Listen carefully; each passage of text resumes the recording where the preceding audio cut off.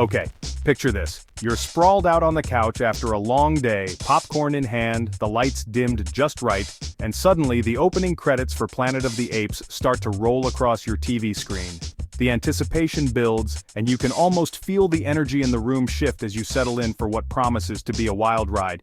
You're pumped, right? The world you know has been flipped upside down, and now it's run by super intelligent talking apes. The cityscapes are crumbling, the rules of society have changed, and suddenly humans are no longer at the top of the food chain. It's a total reversal of everything you thought you knew about who's in charge. I mean, come on, who came up with this bonkers idea? Somewhere a group of writers and filmmakers sat around a table and thought, what if the apes were the ones calling the shots? It's the kind of creative leap that only happens when people let their imaginations run wild. And thank goodness they did. Let's be honest. The first time you see a chimp in full battle armor barking orders at a group of terrified humans, your brain does a double take. It's like, wait, what am I watching? Is this for real? It's so unexpected that you can't help but laugh, even as you're a little bit unsettled. Monkeys are supposed to be cute, right? They swing from trees, steal bananas, and make us laugh at the zoo. They're not supposed to give rousing speeches, lead armies, or build entire empires. The idea of them running the world is both hilarious and a little bit terrifying. But that's exactly what makes Planet of the Apes so much fun. It's outrageous, it's over the top, and it's not afraid to lean into its own weirdness. The movie takes a concept that sounds ridiculous on paper and turns it into something you can't stop watching. It's like someone took your wildest science fiction dreams, cranked them up to 11, and said, yeah, let's make the apes smarter than us. Suddenly, you're in a world where anything is possible, and the only limit is how far the filmmakers are willing to push the envelope. But here's the thing. Underneath all the madness and spectacle, there's a reason this totally bonkers idea actually works. It's not just about the shock value or the special effects. There's something deeper going on that keeps us coming back for more. Apes are already so close to us. You look into their eyes and see a spark of intelligence, a glimmer of understanding. They're our distant cousins after all, and sometimes it feels like they're just a few steps away from figuring out our secrets. When they look at you with those soulful eyes, you just know they're thinking something deep, maybe even something about us.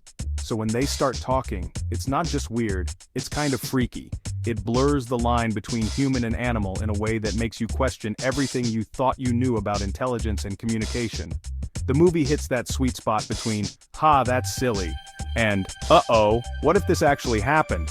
It's funny, but it's also a little bit unsettling. You find yourself laughing one minute and then nervously glancing at your pet cat the next, just in case. And let's be real, there's something hilarious about watching humans, who usually think they're the smartest creatures around, try to outsmart their own distant cousins, and fail miserably. The tables have turned, and suddenly, we're the ones scrambling to keep up. The tables have turned. The apes are in charge, and suddenly, we're the ones running through the jungle, dodging traps and trying to survive in a world that's no longer ours. It's a wild, chaotic, and totally entertaining reversal of roles. It's the ultimate role reversal. The powerful become powerless, and the underdogs rise to the top. It's a story as old as time, but with a twist that keeps you guessing. But also, these movies aren't just about talking monkeys taking over. There's a surprising amount of depth beneath the surface if you're willing to look for it. They sneak in big questions about power, fear, and what it means to be human. What happens when the oppressed become the oppressors? How do we define intelligence, and who gets to decide who's in charge? The movie doesn't just entertain, it makes you think. The apes aren't just villains, they're survivors. They're thinkers, dreamers, rebels. They fight for their freedom, for their families, and for a place in a world that's constantly changing. In a way, they're just like us, struggling to find their place and make sense of the chaos around them. And that's what hooks us. We see ourselves in the apes, their hopes, their fears, their determination to survive. It's a mirror held up to our own humanity, wrapped in a package that's equal parts thrilling and absurd. We laugh at the idea, but secretly, we can't look away. There's something magnetic about the world of Planet of the Apes, something that keeps us glued to the screen even as we're shaking our heads in disbelief. So yeah, I get it. Talking apes? Totally bonkers. But that's the magic. It's the kind of story that only movies can pull off. A blend of humor, action, and just enough truth to make you wonder if maybe, just maybe, it's not as far-fetched as it seems. It's fun, it's weird, and it makes you wonder, if apes ever do start talking, let's hope they're movie fans too. Imagine a world where apes are critiquing our films, debating plot twists, and maybe even making their own blockbusters. Now that's a sequel I'd pay to see. Otherwise, we're all doomed to be the punchline in their next big blockbuster. So next time you're at the movies, remember, sometimes the wildest ideas make for the best stories. Thanks for watching. And next time you see a monkey at the zoo, maybe don't challenge them to a chess match. Trust me, you don't want to be the human who loses to a future movie star.